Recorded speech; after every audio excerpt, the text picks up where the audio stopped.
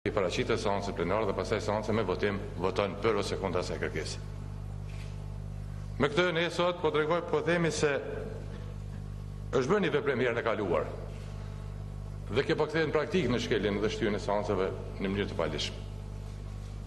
Ne duhet t'i ftojmë të gjitha aktorët, edhe atyre që të cilët rastësisht kushtetuta rregullat e këtij vendi ka dhënë kryesimin e seancës që të respektojë procedurat.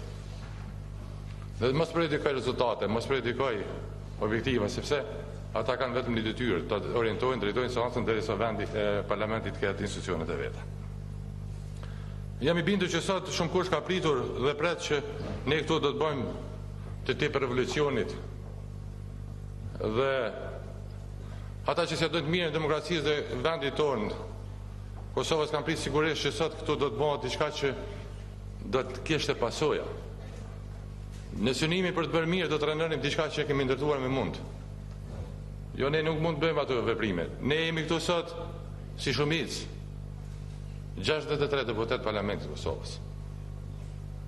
Shumicë e cila e përfaqëson, ashtu siç e thot ligji, vullnetin e pjesës më të madhe të qytetarëve të Kosovës me sistemin e përfaqësimit. Për të thënë se Kosova ka nevojë shumë sa më shpejt krijon institucionet e saj. Po ne deputetët e saj do të angazhohemi dhe po angazhohemi çdo ditë që zgjidhjen ta gjejmë brenda ligjeve dhe kushtetutës së vendit. Dhe ne do ta gjejmë atë zgjidhje. Dhe zgjidhja e jonë do të jetë në përputhshmëri edhe me kushtetutën, edhe me vullnetin e shumicës. Sepse detyrat që i presin qeverisjen nesër do të jenë detyra të mëdha të ndërtimit dhe zhvillimit të vendit, nuk ne duhet të kemi një qeverisje që cila startin do ta ketë fuqishëm. Dhe starti më i fuqishëm kur është mbi baza legale dhe kur ajo qeveri përfaqëson shumicën e qytetarëve të Kosovës. Unë i siguroj që edhe ne si drejtues edhe si kolegët juaj bashkë, sikur deri me sa këto ditë do të vazhdojmë, do të bëjmë përpjekje, do të angazhohemi duke qenë të përmbajtur me gjithë forcën tonë që sa më shpejt të gjejmë zgjidhje dhe sa më shpejt vendi të fitojë institucionet e saj dhe të fillojë në realizimin e objektivave tona të përbashkëta. Edhe unë ju falenderoj për dinjitetin e juaj. Ju falenderoj për përcaktimin e juaj, të gjithëve veç e veç. Dhe për mbështetjen që gjithë bashkë po japim për të kalim të kësaj situate. Bile për mendimin tim, kjo nuk ka një situatë shtu mund me ka pak e jashtëzakonshme, por në asnjë mënyrë nuk është tragjike dhe dëmshme. Përkundazi, kjo është demokraci. Ne mund të përfitojmë të kësaj situate. Dhe jam i bindur që kemi përfituar si skenë politike. Jam i bindur që kjo situatë që kriju sot po krijohet një praktikë që nesër mos ndodhë një veprim i tillë. Do të kuptojnë gjithë që demokraci shumica qeverisë. Pavarësisht këtyre konfuzioneve. Dhe për mua janë këtë arsyeshme të konfuzionet, sepse për shembull, çka ka ndodhur për 4 muaj?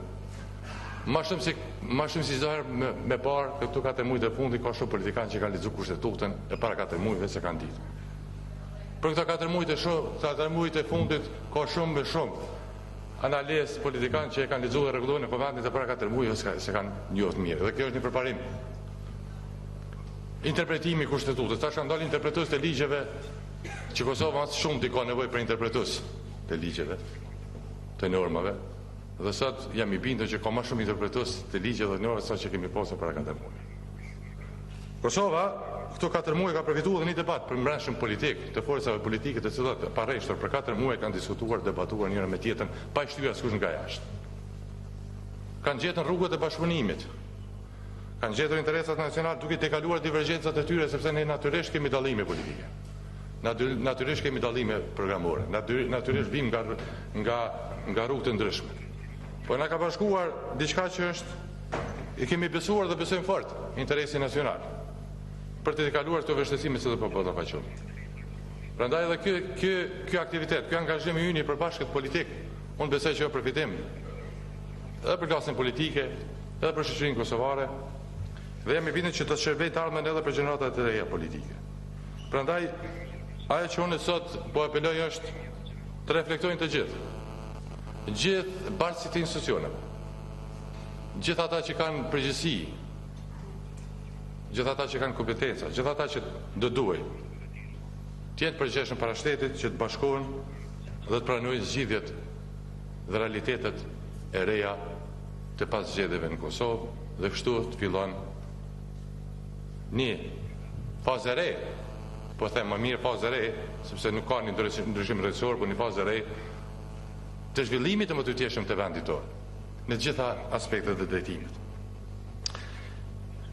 Ne kemi kërkuar disa kohë edhe deputetët tanë, kolegët tanë, veç e veç në publik, po dhe ne vetë, drejtuesit edhe në takimet e qoftë me faktorin ndërkombëtar, qoftë me presidentën dhe vetë mes nesh, kemi kërkuar që në parlament të hapet debati.